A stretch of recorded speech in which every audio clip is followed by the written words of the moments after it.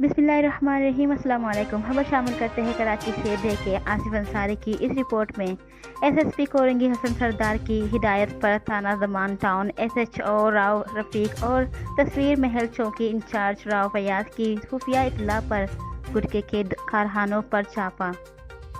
Karachi ASI Rao Fayaz ने छापे के दौरान भारी मिकदार में गुटखा और तैयार चालियाँ बरामद की। कराची 170 किलो से जायद मजरे सेहत चालिया और गुटखा मावा बरामद किया।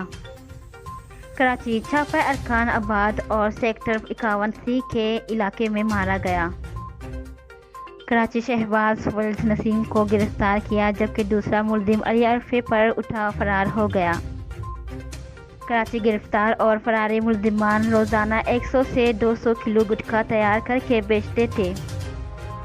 कराची गिरफ्तार मुलजिमान के खिलाफ मुकदमा दर्ज करके तफ्तीशी हुकाम के सुपुर्द कर दिया गया।